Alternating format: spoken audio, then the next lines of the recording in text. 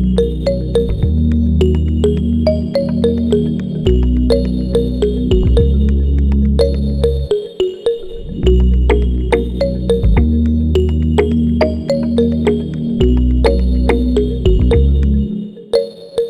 welcome to Beyond Belief Sobriety. This is a podcast and community for people who are seeking or who have found a secular path to recovery from addictions of all kinds.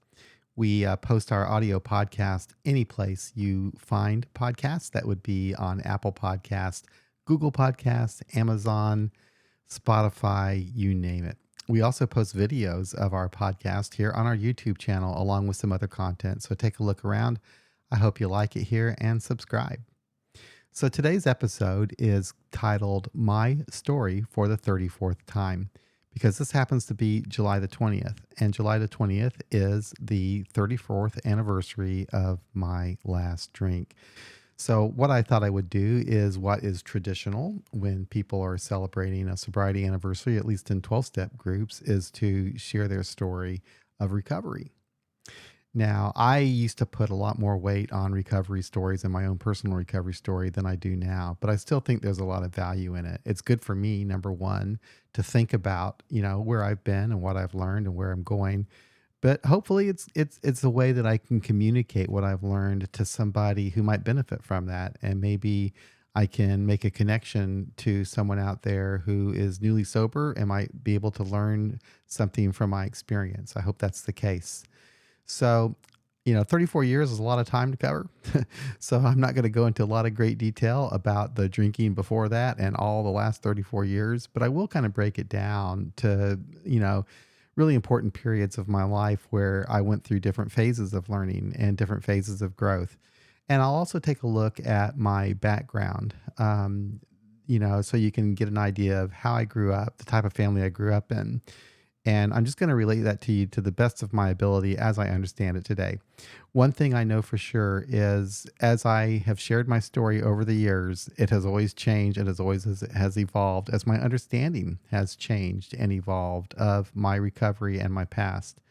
So I will tell you that I grew up in a military family, and I think that's important because there's some certain issues with Army, Navy, Air Force brats than there are with your regular person. And I think one of those things is that, I don't really have a strong connection with a place in my past. We moved around a lot. We lived in different places, which was always a great experience. But I don't have a really strong connection with the past. I can't tell you who I went to kindergarten with or who I went to first grade with or who I went to fourth grade with. I don't have those kinds of memories like a lot of people do. I don't have, memories of a specific place from my childhood because of all the different places that we lived. But there was also a lot of advantage to that too, because I grew up really young in life being exposed to different cultures and different experiences and different ways of living. And fortunately, my father in the Army was taught to appreciate diversity, and he instilled that in me and the rest of us kids, which I'm really glad he did. We, as a family, were very adventurous. Anytime we moved someplace, we always wanted to explore the area and get to know, experience it to the best that we could. So when we lived in Europe, I grew up in the Netherlands. At least I was there for my grade school years, for 4 years. And we traveled all over Europe. We camped out in Spain, and we camped out in Germany and Switzerland and Italy and Belgium. We saw it all, and it was a lot of fun. There was another side, of course, to the family. My mother, her side of the family really was struck with mental illness in a really serious way that has carried on into the present generation. And as far back as I know, it would really start with my grandfather or her father. When she was in high school, he suffered depression terribly. And when she was in high school, he committed suicide. He jumped off a bridge and ended his life. And I know that was a significant impact on her, which also impacted me, down the line. So she suffered from depression as well. And so growing up, I had to experience her mood swings and her, sometimes just really dagger-like attacks on my self-esteem. But at the same time, she could also be loving and fun and silly and that. So there was a lot of unpredictability there with her, with my relationship with her. I never knew what to expect from one time to the next. A lot of the time, she was under heavy drugs and sleeping for hours and hours. And those are the memories that I have of her. My father, he was a good guy. He was, like I said, he was Army. He was an officer. He was a veteran of Vietnam, and he was a tough person. He was a lot of fun. He had real interest in us kids and enjoyed talking with us and spoke with us in a real respectful way. I could sit down, like, have adult conversations with him. But he could also be very much the strict disciplinarian. So if I ever did anything wrong, the punishment was always severe and it was physical. So I was afraid of him. There was a lot of fear. I mean, I could hear the car door close when he came home, and it was just the stress. I would feel the stress.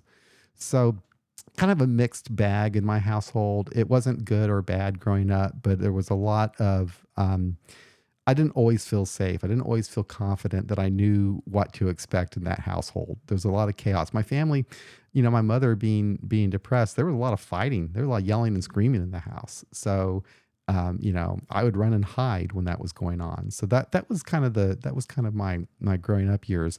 Can't say it was bad. Can't say it was good. It's just what I experienced.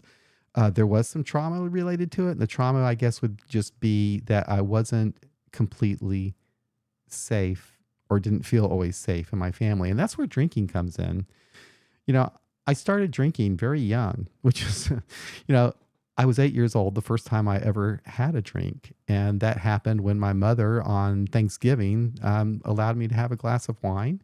And I drank it and liked it. Immediately I sensed there was something about the alcohol that was doing something for me that I needed. I wasn't processing that where I was thinking that, but looking back on it, the feeling that I had was it was giving me something.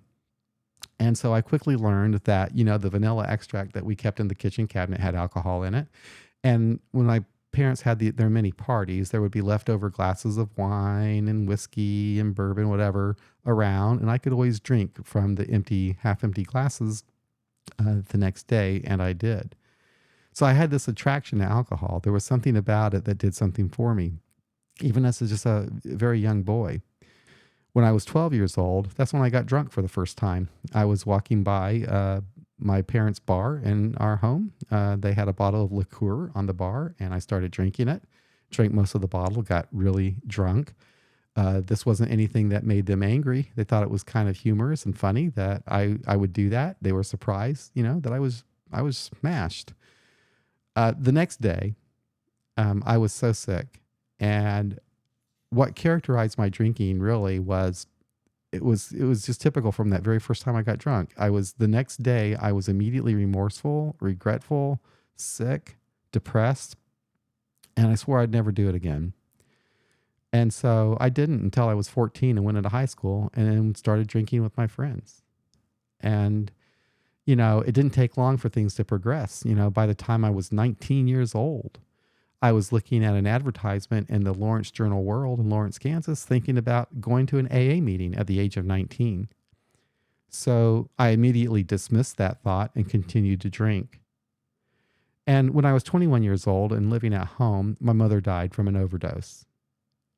It was suicide. And I was there. I witnessed it. I was with her when she died. And it was traumatic. It was a shock. And what was even more traumatic, though, is that my family wouldn't even acknowledge what it was that I had just witnessed. They wouldn't admit openly that it was a suicide. It was just further stigma on top of stigma.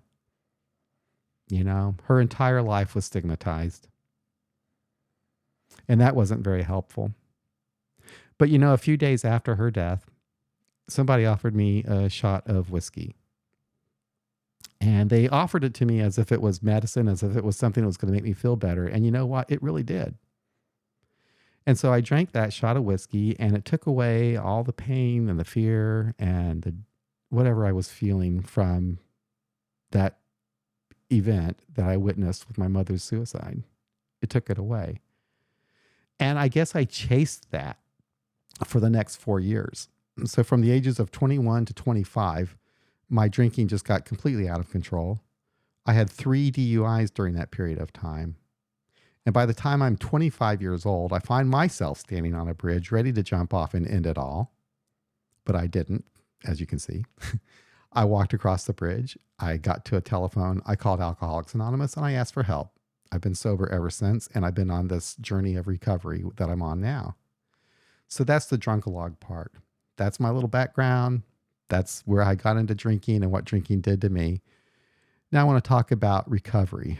And this is the most of my life. I've been in recovery for 34 years. The majority of my life, I have been sober and in recovery, which is absolutely incredible to me. I'm grateful that's been the case. I mean, it could have been completely different. My life could have gone a completely different direction, and I know that. So I'm very happy with how things turned out. But 34 years is a lot of time to cover. But what I can do, I can look back. Looking back at my time sober, I can see different periods of my life where I experienced different, I learned different things and went through different phases. And I think I'm going to go through those with you as a way to maybe help you, learn something quicker than perhaps I did. So I think I should start with my first decade in AA. So from 1988 to 1999, really, I'm going to an all men's AA group that was really focused on the 12 steps and the big book and describing the recovery process as a spiritual experience. I didn't have any experience with religion at all. My parents didn't raise me in religion. We didn't go to church growing up. I thought the God stuff was weird at first when I was first exposed to it in AA. But being the good Army kid, I knew how to adapt to that culture. I just saw AA as another foreign country and a language to learn to navigate. And so I did. I learned to speak the way that they where they would acknowledge with approval that what I was saying comported with the norms of the group. And maybe we all do that to a certain extent, but I think I'm particularly good at it. Maybe it's just me, but I did that. At first I rationalized that, all the religious practices and so forth that you find in AA, they must have some psychological benefit underneath. Then after a while, I even stopped rationalizing. I just was going through the motions, I guess. And that was for 10 years. And that's the way I lived. I had basically a very low paying job. I had a small apartment in a pretty rough area of town. I had a lot of good friends. I had a lot of support. I was staying sober. And that was about it. My AA was pretty much the center of my life. It was everything, all my friends were in AA. All my activities were in AA. Everything revolved around AA meetings. That was my life for 10 years. Now, looking back on that, I wish that I would have broken out a little bit sooner, but it took a little shock to my system to do that. What happened was in 1999, my father died completely unexpectedly.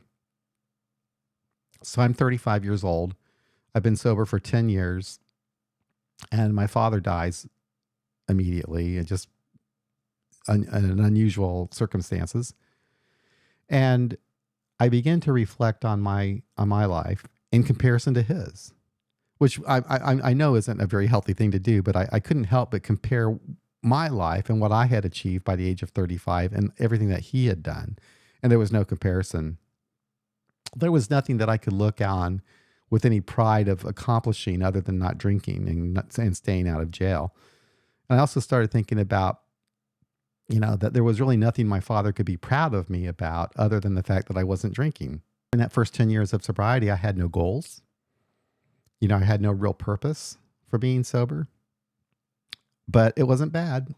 Life was okay, and I was fine and getting better.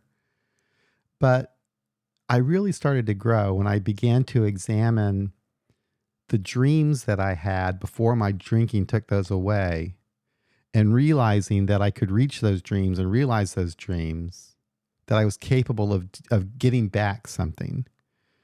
And that's what recovery is all about. The word recovery means recovering something, getting something back. So what is it that you want to recover? You can recover your health, you can recover your dreams, you can recover all kinds of different things as part of your recovery. And ideally, early on, you don't have to wait 10 years like me. You can decide what you want your sober life to look like, and you can set out to recover the dreams that you lost when you were drinking. But anyway, it took me some time to learn that, but I did. So for a 10-year period of time, almost, or just about, I would say this was going from 1999 to 2006. I began working to achieve goals. So I go back to college, I get a bachelor's degree, a master's degree, I buy a house, I get married. I end up having a very happy, normal life. Really the kind of life that I dreamt that I would have one day. The dream that I let go of because of what I had become when I was drinking. Remember, when I was drinking anyway, it I was a failure in everything I ever tried during those drinking years. I couldn't achieve anything. So even sober for 10 years, I probably saw myself still as a big loser, just a loser who could stay sober. I never really saw myself as being able to recapture, what I wanted for my life. I'm lucky that, I was still relatively young, so from 35 to, my mid 40s, I'm sitting there doing the things that I need to do to have the life that I have today. And I'm grateful that I have it. Now, one interesting thing during that period of time is AA was no longer the center of my life like it was before. I began experiencing more of my life outside of the rooms. And that's really important. It's really easy to hide in AA or lifering even, or smart recovery. It's really easy to get in a place where you're comfortable and stay there and not challenge yourself by going out into the world and meeting people who aren't in recovery, and doing things in life. And that's really what we should be doing. That's what we should be, striving for as part of the recovery process, is just to have normal interactions in the world, be part of the world. So that's what I was doing that during that time when I'm, setting goals, achieving goals. Also during this time, I start thinking more critically about everything. I start thinking more critically about, in particular, AA and my belief system. So now I'm going back to where I was in the beginning, where I'm thinking, okay, I don't really believe the God stuff, but there must be some psychological process going on here that that this is explaining, is what I was thinking in the beginning. And now I'm going back to that again. I'm thinking, okay, the God stuff really isn't, I don't believe it.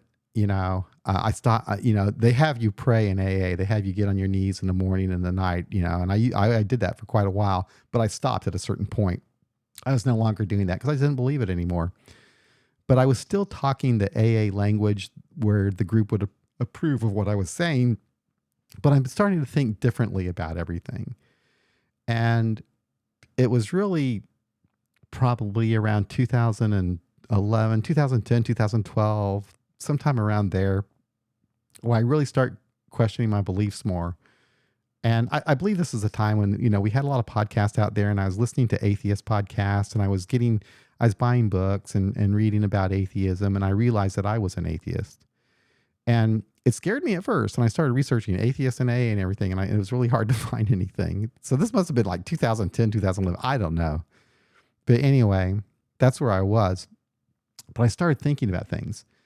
And I just realized that, this is my belief system, but I wasn't comfortable expressing that in my AA group.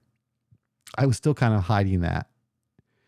And then I learned about these agnostic AA groups that are all over the place and have been since 1975. And I started talking to people online and through online chat groups and stuff. And then in 2014, I went to a conference, the We Agnostics and Free Thinkers in AA, the international conference in Santa Monica, California in 2014. And that was a game changer for me because I met a lot of people who are still in my life to this day. But I met people from all over the world who were experiencing AA in a very secular, practical way without any need for a God. And they came in all different stripes and shapes. So you had some that were like militantly against God, against the steps. And then you had some that thought that there was still room for spirituality, that the steps were important, that you could translate them in a secular way. So there was all kinds of exciting new information that was coming into my brain at that time. So, and I'm learning who I am. Now, just before that conference in August of 2014, I had left my traditional AA group because I didn't feel comfortable there anymore. After I started speaking my truth and being authentic with them and talking about how I understood AA in a completely secular, practical way, it wasn't acceptable to them. So I started my own AA group for, agnostics and atheists in Kansas City. And that was going to be 8 years old now. So this is where I'm going now. I'm going into this phase where I'm an AA member, but I'm completely secular. And my purpose is now to get involved with AA service locally and online because I wanted to make AA more inclusive and open and modern. So I was very, very involved in service work. And so in 2015, I started this website after I'd already done a website called WAF Central, or We Agnostics and Free Thinkers in AA, a website for them. Then we did this website, AA Beyond Belief. And that came about because Roger C. had a website and still does, AA Agnostica, and he was going to retire. And he asked me if I would start a website to replace it. So that's when I created AA Beyond Belief. So you had AA Agnostica, which is no more. Now you're going to have AA Beyond Belief. And what it was is we would ask atheists, agnostics, and free thinking people in Alcoholics Anonymous to submit stories to us. So it would be like an agnostic, atheist AA grapevine, basically. And we published all these stories, and it was really an amazing experience, but it was a lot of work. And then on top of this, top of this website work that I was doing, this is also the time that I started the podcast. The podcast went with the website.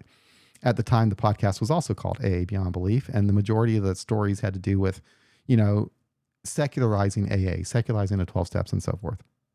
But anyway, very exciting time of growth for me, but also, taxing on my time. And I eventually found that I was just really overcommitting myself.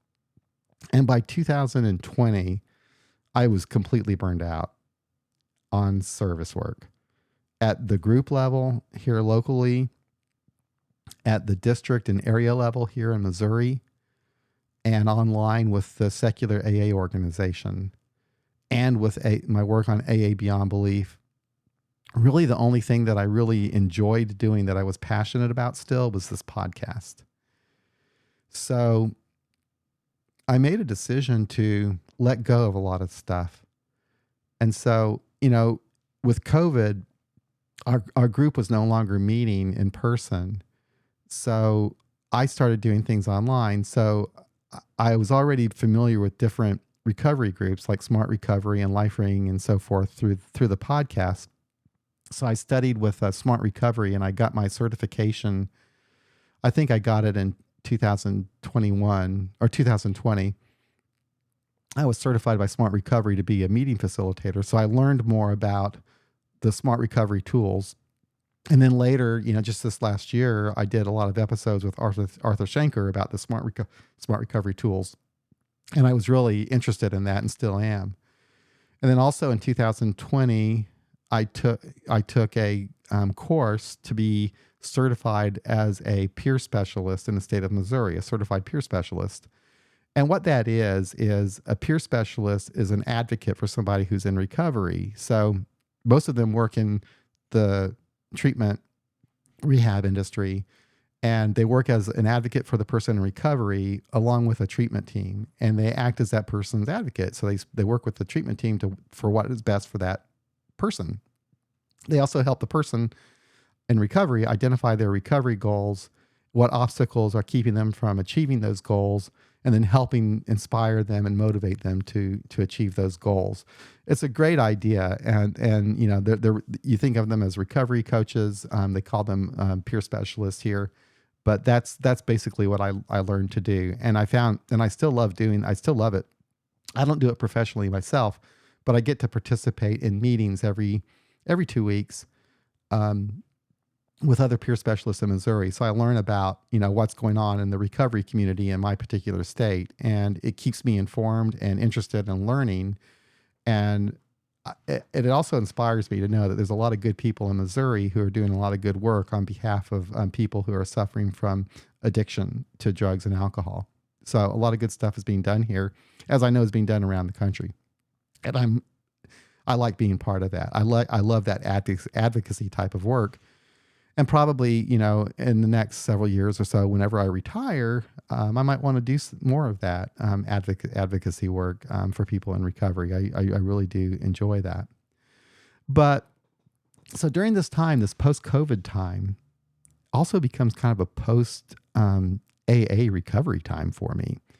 So, I was already kind of changing on my view of the steps.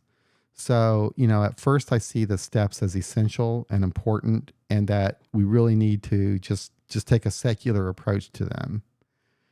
But then I learned to see them for what I think they are today, which is just the way that these people in the 1930s described the experience that they were having. They just happened to list them in linear fashion and number them.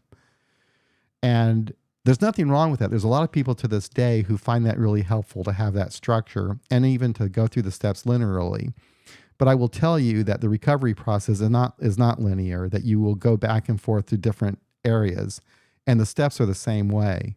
If you read the steps and you see what the experience is or the action is, you will see that during different times you'll experience different parts of that. It's not like is 1, 2, 3, bam, bam, bam like that. But anyway, it's nice to have some structure. But I started realizing that the steps as written really weren't important, and the steps in general really weren't that critical. What's really important is to respect that everybody has their own pathway to recovery and to sobriety, and to support that in any way that's possible. And when you break it all down, recovery is just a human experience. You reach this point where, you're desperate, your life has fallen apart. You start recognizing that you have a problem, that just kind of happens. You might get some motivation, you might get some help for that. But then you realize that, maybe there's some help, and then you make a decision to change, and then you get honest with yourself, and you start, looking at your thoughts and your behaviors and monitoring those on a regular basis, and you start repairing your relationships, and you start, seeking some peace and wanting to help people, which basically is the process laid out in the 12 steps, And I see that process in all forms of recovery. But that's just me, because I grew up essentially with the 12 steps. They were part of my life for the majority of my lifetime. So I haven't abandoned them completely. And I still enjoy talking about them, and will continue to do that on this podcast, because I recognize that there's a lot of secular people who get value from, experiencing the 12 steps and understanding them in a secular way. And I can help with that because I know that language. I don't personally need it for myself right now, but that doesn't mean I have discarded it. But the biggest change for me in the post-COVID and my post-AA recovery is that I realized that what my priorities are, what's important to me, and I needed to make a break from a lot of the AA work that I was doing, because quite frankly, it was just becoming a job. I quit my service positions locally and with the secular AA people, and just focused on this podcast, and experienced a lot of freedom in that. And that, I can go to AA meetings, but I don't have to worry about being a member of anything, or being responsible for anything, or having to be of service or any of that. I can just go to a meeting and get something out of it if I want to. And, honestly, that's true for everybody. I think AA is the only of the recovery programs I know of that refer to the people who go to the meetings as members. So AA is kind of different in that they have kind of this society built up around their around their program, I guess, their fellowship. And so it's a bit different. And there's a lot of good stuff in that because it's nice to have the sense of community. That's really important. In fact, I've built a community for myself just around this podcast. Now on every Tuesday, we have listener meetings at 7:00 p.m. Central Time for people who listen to podcasts. And it's a recovery meeting. So what we do is we'll either invite a guest from a previous episode, come and speak for like 20 minutes. And then we have our discussion around that. Or I'll play a clip for 20 or 30 minutes from a previous episode, and we'll use that as a basis of our conversation. And they're nice meetings. And it has helped build a sense of community around this podcast. Then Mary and I started the live streams again. Angela and I did them previously from March of 2020 for a couple of years. And then Mary and I recently, over the last few months ago, started picking up on those again. And so that's another way of building community. So basically every Saturday at 11:00 a.m. Central Time, Mary and I do this live stream. We usually have about 20 people there live. And we'll have a topic that we'll discuss, and people can participate by commenting in a live chat there in YouTube or Facebook, or they can call in on our toll-free number and talk to us that way, like a call-in radio or something. It's a lot of fun, and it's just another way of building community around this podcast. That, and I also have one-on-one meetings available for listeners. So I make my calendar available for people who might want to talk to me individually, and they can schedule time, and we can have a one-on-one conversation. And I enjoy that. I love connecting with you as a listener. It's just that just makes this even more precious to me. I've gotten so much benefit out of this podcast, and I appreciate that it wouldn't have been possible if it weren't for the people listening and giving me feedback. So over the years, I've gotten emails, messages, phone calls, all of that. And it is just, I love it. So keep doing that. The connection that you get to make with people through podcasting is really special. This is a really good medium for people in recovery because it's accessible. It's easy. You can listen to a podcast on your way to work, on your way back from work. It's almost like having a meeting. You can listen to it a second time. There's a lot of value in it. And plus you have that sense of connection. And a lot of the recovery podcasts, because the community I'm building around this podcast, I learned that from other recovery podcasters on how to build a community. So a lot of these podcasts do have communities built up around them, if nothing more than just an online Facebook group. So pretty much sums up my story for the 34th time. And I can assure you that when I share my story for the 35th time, it'll be a little bit different. I hope that I achieve my goal here in helping you in some way, that maybe you got something out of this, that maybe there was a lesson that I learned that you might find some value in, or if nothing more, that you just, it just reaffirmed for you what recovery means for you, that it gave you a connection with someone else in recovery. If that's all it did, then that's all we need to have accomplished, some mission accomplished. Thank you again for giving me this opportunity to host this podcast. It's just the best thing I've got going on right now, and I don't see any end to it in the near future. There's still a lot that I have to learn, a lot of people that I want to talk to. So we'll be back again next week with another episode. Thanks again for listening. We'll be back again real soon. Bye-bye.